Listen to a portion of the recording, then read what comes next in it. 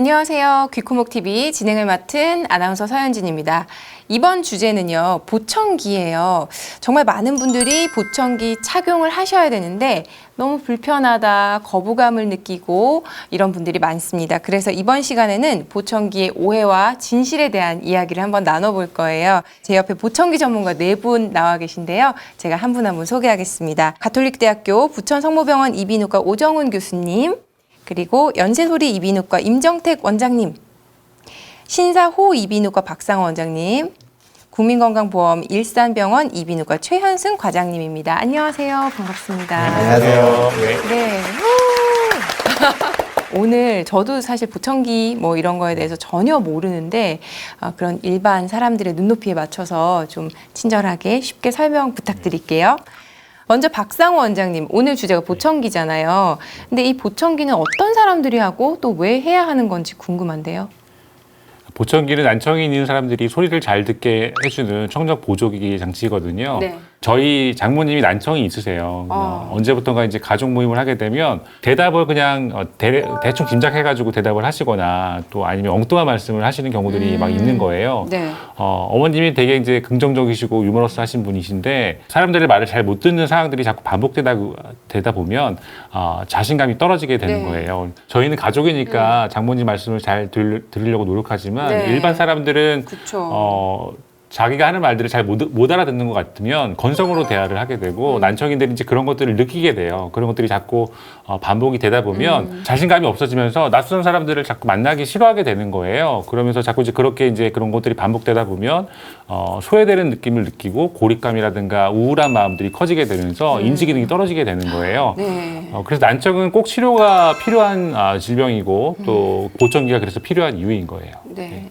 근데 진짜 이렇게 뭔가 알아듣지 못하는 거를 숨기고 뭔가 눈치로 이렇게 하려고 하신다는 그 부분에서 굉장히 좀 짠한 생각이 듭니다. 이 난청이 있으면 모두 보청기를 사용해야 되는 게 맞는 건지, 또 보청기를 사용하기 전에 고려해야 할 것이 있을지 임정택 선생님께서 좀 얘기를 해주시면 좋을 것 같아요. 난청이 있다고 무조건 보청기를 착용하는 것은 아닙니다. 네. 난청에는 이제 귓바퀴에서부터 달팽이관 이전까지 소리 전달과 증폭을 시키는데 문제가 있는 전음성 난청과 그리고 이제 달팽이관부터 대뇌까지의 소리 신호를 관장하는 청각신경계에 문제가 있는 경우에 생기는 감각신경성 난청이라는 게 있습니다. 근데 이런 감각신경성 난청과 전음성 난청이 합쳐져서 생기는 혼합성 난청이라는 것도 있고요. 네. 이런 전음성 난청은 외이와 중이의 이상을 로 생기는 난청인데 이 경우에는 대표적으로 약물 치료와 수술적인 치료가 될 수가 있겠죠. 또한 감각신경성 난청과 이 혼합성 난청은 달팽이관 이후에 신경에 문제가 생긴 거기 때문에 우리가 대체로는 이런 경우는 보청기 착용이 필요한 경우가 많습니다. 이런 보청기 착용이 이제 우리가 대체로 고려해야 할 점은 보청기를 처음 착용할 때 이제 우리가 대체로 귓바퀴라든가 고막, 외이도 중이의 상태에 대해서 구조적인 이상은 없는지 그리고 어떤 염증이라든가 어떤 질환은 없는지를 확인해 보아야 하기 때문에 이비인후과 진료가 좀 필요하고요. 네. 이비인후과 진료 후에 이런 보청기를 착용하는 데 있어서 보청기에 착용하는 가장 큰 이유는 아무래도 잘 듣기 위함입니다. 그러다 보면은 환자분들이 보청기를 잘 착용하시는 데 있어서 좀 더 세밀하게 착용 이유를 살펴볼 필요가 있는데요. 환자분들이 대체로 어떤 TV 시청이나 소리를 좀 약간 뭐 라디오 시청 같은 일상생활에 조금 도움을 받기 위한 경우를 요하는 건지 아니면 실제로 사회생활에서 회의라든가 이런 것들을 통하는데 불편함이 많아서 이렇게 공동생활을 위해서 하는 건지 좀 더 알아보고 그 환자분의 청력 정도와 생활 패턴에서 적절한 보청기를 착용하는 게 제일 중요하다고 볼 수 있습니다. 또한 이제 보청기 형태와 기능을 따라서 우리 요즘 보청기가 많이 실용성과 편의성이 많이 개선되고 있는 보청기들이 많기 때문에 그런 것들을 환자의 피로도에 맞게 적절한 기능을 가진 것들을 선택하는 것이 중요하다고 생각이 됩니다. 근데 사실 보청기 오늘도 여러 개를 가지고 나오셨는데 많은 분들이 난청이 있지만 보청기를 사용하는 걸 꺼리시는 이유가 제가 생각할 때는 남들 보기에 너무 티가 날까 봐. 보청기 꼈네. 약간 이런 느낌을 주기 싫어서 그러신 것 같아요. 이 문제에 대해서는 최현승 교수님 어떻게 생각하세요? 여기 계신 선생님들도 외래 진료 볼 때 난청 환자들 많이 보실 텐데 난청이 어느 정도 진행돼서 보청기를 권하게 되면 좋아하는 사람은 한 명도 없습니다. 근데 사실 따지고 보면 여기 계신 선생님들 다 눈이 안 좋으셔서 안경을 쓰고 있는데 얼굴 한가운데 있는 안경보다는 보청기를 낀다고 누가 귀 안에 있는 보청기를 그렇게 열심히 보지 않거든요. 그런데도 환자분들은 80세, 90세 드신 어르신들조차도 나는 아직 보청기 할 나이가 아니다라고 말씀하시는 분도 계시고 또 어떤 분 같은 경우는 뭐 주변에서 보청기 하시는 분들이 많이 있을 텐데 소리가 그냥 왕왕대기만 하고 네. 말소리는 정확히 안 들린다라고 말씀들을 하시는데 대부분 지켜보면 보청기를 잘 사용하시는 분들은 자기가 보청기 한다 이렇게 말씀을 안 하시거든요. 근데 보청기 하고 뭔가 적응을 못 하신 분들이 주변 분들한테 자꾸 그렇게 말씀하시는 경향이 하지마 있어요. 별로야 이러면서. 네. 그러다 보니까 사람들이 보청기 뭐 해도 소용없어라는 인식을 갖게 되는데 사실 사람마다 청력이 다 다르기 때문에 그런 뭐 겉으로 보이는 거 사실 뭐 앞니에 낀 김보다도 더 안 보이는 이런 보청기를 거부할 필요도 없고 보청기 청력, 본인 청력이 정말로 보청기를 껴서 많은 도움이 될 수 있기 때문에 일단 한번 오셔가지고 정확한 상담을 받으시는 게 중요하다고 생각합니다. 뭔가 보청기 하시라 그러면은 나 너무 내가 벌써 그렇게 늙었나라는 생각을 하시는 것 같아요. 어르신들이. 그게 아닌데 안경의 예를 들어주셨는데 너무 쏙쏙 저는 이해가 가거든요. 근데 사실 안경의 구조는 굉장히 단순하잖아요. 이해가 쉽지만 이 보청기는 굉장히 조그만 장치가 어떻게 작동을 하는지 저도 잘 몰라요. 간단하게 작동 원리를 우리 오정훈 교수님 좀 설명해 주세요. 보청기가 이제 아주 나이 드신 분들의 기계라고 선입견을 많이 갖게 되는데요. 사실 저거를 딱 보면은 요즘 유행하는 기계 생각나는 거 있으시죠? 예, 그거 에어팟. 사과. 사과 에어팟과 네. 그다음에 별셋의 또 다른 맞아요. 갤럭시 은하. 그래서 요즘 젊은 사람들이 쓰는 기계하고 많이 혼동이 될 정도로 그래서 보청기의 기계적인 구조는 이어폰하고 비슷하다고 이제 생각들을 많이 하시게 되는데 네. 사실은 이어폰보다는 훨씬 더 복잡한 구조입니다. 왜냐하면 이어폰은 이제 전해져 오는 소리를 크게만 들려주면 되는데 저 보청기는 우리가 사용하는 손에서 떼질 못하는 스마트폰의 모든 구조를 다 가지고 있어요. 액정이 없다 뿐이지 화면을 제외한 모든 구조가 다 있는 겁니다.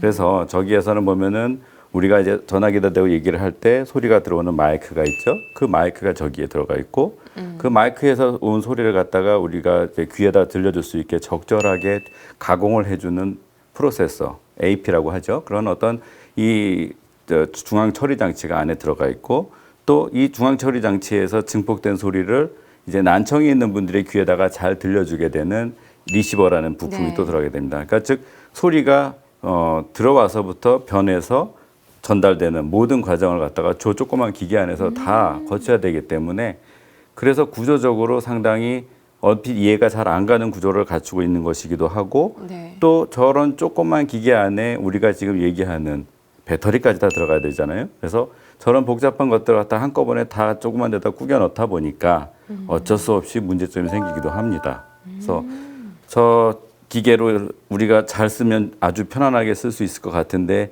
막상 써보면 문제가 생기는 이유가 마이크하고 리시버, 즉 스피커가 서로 아주 가깝게 붙어 있어요. 조그마니까. 네네. 그래서 우리가 술 먹고 노래방에 가서 노래 부르다가 제가 잔뜩 취해서 기분 좋아가지고 스피커 앞에 가서 딱 노래 부르면 난리 나잖아요.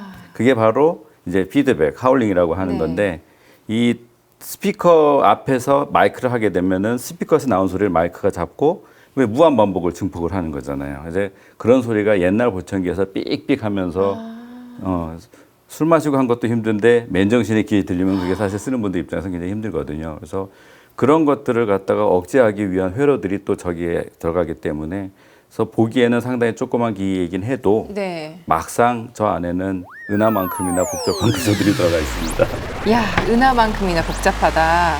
그거를 그냥 한 번에 탁 그냥 나한테 맞춤형으로 한다는 거는 되게 어려운 일일 것 쉬운 일은 같고 아니죠. 적응을 하고 나한테 맞는 걸 좀 찾아 하는 노력을 좀 하셔야 될 것 같다는 생각이 듭니다.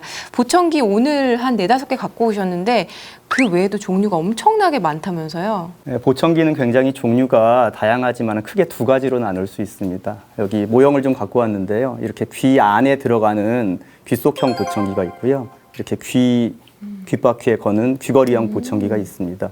이 귓속형 보청기에도 보시다시피 굉장히 귀 안으로 귓구멍 안으로 쏙 들어가는 초소형이 있고 고막형, 귓속형, 웨이도형 이렇게 한 4가지 정도로 나눠볼 수가 있는데요. 이 초소형 같은 경우는 뭐 기계가 거의 보이지 않기 때문에 이걸 빼기 위해서는 이렇게 조그맣게 손잡이처럼 만들어진 장치가 있을 정도입니다. 이런 초소형 뭐 보청기가 있는가 하면 예전부터 귀걸이형이라고 해서 귓바퀴에 거는 형태가 있고요. 그리고 최근에 오픈형이라고 불리는 이런 여러 가지 귀걸이형 보청기들이 많이 판매가 되고 있습니다. 근데 사실 얘기만 들어보면은 나는 그냥 귀 안에 정말 조그만 거 안 보이는 거 이렇게 할 수만 있다면 그런 거 하고 싶거든요. 선택하라고 하면. 근데 이게 개인적인 취향에 따라 선택을 하면 안 되는 건지 저는 좀 궁금하거든요. 개인의 그 난청의 정도하고 또 개인의 요구 사항에 따라서 이제 보청기를 선택을 해야 되는데요. 예를 들어서 내가 가장 중요한 것이 남들한테 보이는 게 싫다. 그래서 그런 경우에는 이제 귓속형 보청기를 선택을 해야 되겠죠. 근데 그렇다고 해서 내가 난청이 아주 심한데 제일 작은 초소형 보청기를 할 수는 없는 경우들이 있어요. 왜 그러냐면 작은 차에 그 배기량이 큰 엔진을 실을 수가 없잖아요. 그런 거랑 비슷한 이유일 수 있고요. 또 야외 활동이 많은 그런 뭐 사람인 경우, 뭐 예를 들어 가지고 골프 선수인 경우에 착용감이 중요해서 본인은 이제 귀에 거는 걸로 하고 싶다 하면 또 그거는 또 안 될 수가 있어요. 왜냐하면 야외 바람 소리가 많은데 그런 소리들이 자꾸 힘들어서 보청기 착용을 잘 못할 수가 있거든요. 고막이라든가 웨이도 질환이 있는 분들은 귀에서 지물이 자꾸 나오는데 그런 분들은 또 귓속형 보청기를 원해도 그냥 할 수가 없는 거예요. 그래서 앞서 말씀드렸지만 난청의 정도라든가 개인의 요구 사항에 따라 가지고 전문가의 조언을 받고 보청기를 선택을 하셔야 되는데요. 최근에는 이 보청기가 크기가 많이 작아지고 그래서 귓속형은 물론이고 귀 뒤에 거는 타입들도 잘 외관상 표시가 나지는 않아요. 그래서 남성은 물론이고 여성인 경우에는 이렇게 머리카락으로 다 가려지기 때문에 거의 그 보여지는 거에 대해서는 신경을 쓰실 필요가 없어요. 막 살색으로 막 이렇게 막 뭐 그런 식인가요? 표시가 잘 나지 않는다고. 일단 보청기가 귀 뒤로 가서 그 본체가 잘 안 보이고요. 그 연결하는 튜브 같은 것들도 투명 튜브로 돼 있어서 잘 표시가 나지가 않아요. 나름 굉장히 회사들에서 많이 노력을 했네요, 정말. 이 보청기를 사용하시는 분들이 제가 볼 때는 다들 만족을 한다는 거가 오히려 더 좀 불가능에 가까운 일이 아닌가라는 생각이 들 정도입니다. 어떤 부분을 가장 많이 불편해 하시는지. 예, 보청기를 착용하고 가장 불편해하는 것 중에 하나가 이제 답답하고 말소리가 울린다고 호소하는 것이라고 생각됩니다. 네. 평소에 귀 속에 뭔가를 착용하고 있다는 것 자체가 답답할 수가 있죠. 네. 요즘 우리가 코로나19 감염증 때문에 마스크를 쓰고 다니잖아요. 진행자분께서도 마스크 쓰시는 거 답답하시죠? 너무 힘들어요. 저도 너무 답답합니다. 근데 이제 보청기 역시 귀 속에 이제 우리가 뭘 착용을 함으로써 답답함은 당연한 것이라고 할 수 있습니다. 하지만 어쩔 수 없이 난청이 있으니까 그거를 착용을 함으로써 개선시키기 위해서 착용하고 있다고 생각이 되고요. 그런데 이런 보청기가 단순하게 난청, 청력만 개선시키는 역할을 하는 것이 아니라 말귀를 구분시키는 역할을 하는 것에 도움을 줄 수 있습니다. 그래서 말귀를 악화가 되고 있는 과정을 어느 정도는 그 개선시킨다는 효과도 이제 증명이 되어 있고요. 그리고 또 소리 전달이 어느 중추에 자극을 해서 이제 대뇌의 인지기능 장애를 일으키는 거에도 악화에도 도움이 개선시키는 효과가 있다 이런 얘기도 있습니다. 또한 이제 이런 보청기의 답답함과 이런 것들을 줄이기 위해서 저희가 할 수 있는 방법이 이 보청기 중에는 이런 귀속형도 있지만 이렇게 귀걸이형도 있습니다. 근데 여기에는 그냥 꽉 막고 귀 웨이도를 꽉 막게 되면은 이제 답답하겠죠. 그러다 보니까 이렇게 조그만 환기구들이 여기에 보이지 않게 설정이 되어 있습니다. 그래서 거기를 환기구를 너무 좁으면 답답함이 더 많으니까 그런 걸 좀 높여주기도 하고요. 또한 이런 귀속형 같은 경우는 또는 이런 이어 몰드라고 해서 이렇게 귓본을 떠져 있는 것들을 끝을 좀 길게 고막에 가까이 집어넣게 되어서 울림이라든가 이런 증상을 줄일 수가 있고요. 또한 이제 우리가 앞서 박상호 원장님이 말씀하셨던 이제 보청기 종류 중에 오픈형 보청기라는 게 요즘 최근에는 많이 나와 있습니다. 그래서 이제 귀 끝이 옛날처럼 이렇게 귓본을 떠서 하는 게 아니라 이런 그 기술력이 발달됨으로써 오픈형으로 귀 속을 넣어서 우리가 이제 울림을 좀 줄일 수가 있는 그리고 저음역의 공명 현상을 줄일 수 있는 역할을 하고 있습니다. 그리고 이런 것들이 좀 약간 폐쇄를 좀 덜 시키기 때문에 답답함을 줄일 수 있습니다. 굉장히 다양한 종류가 있네요. 전혀 몰랐었는데 오늘 많이 배웁니다. 보청기를 만드는 회사 이름이 굉장히 저는 많이 듣기는 했는데 회사마다 차이가 있을까요, 교수님? 우리가 보통 이제 전자제품 이름들은 뭐 아까 말씀하신 사과, 뭐 그쵸. 그다음에 무슨 성, 뭐 많잖아요. 근데 그런 회사들보다는 외국의 다국적 기업의 이름으로 들어와 있는 보청기들이 대부분인 것 같아요. 그래서 그게 우리나라에만 국한된 게 아니라 거의 대부분의 회사들이 이제 외국의 보청기를 전문으로 하는 다국적 기업들의 국내 지사 또는 대리점 형태로 들어와 있는 것들이 많습니다. 아니면은 그런 것들이 아니라 독자적인 브랜드를 가지고 있는 회사들은 외국에서 부품을 갖고 들어와서 그 부품을 조립을 하는 정도인 것 같고요. 네. 그게 그렇게 되는 이유는 일단은 그 부품을 만드는 것 자체가 쉽지가 않고 그다음에 보면은 옛날에는 뭐 더 다양한 형태의 보청 회사들이 있었는데 몇 년 사이에 전부 다 이제 흡수 합병들이 되면서 한 5개 정도의 이 회사들로 정리가 되고 그 회사들이 전 세계적으로 그러니까는 이제 판매를 하고 공급을 하고 그러다 보니까 우리나라에서도 이제 광고에서 많이들 보는 그런 이제 보청기 전문 다국적 기업들 브랜드들이 많이 볼 수가 있습니다.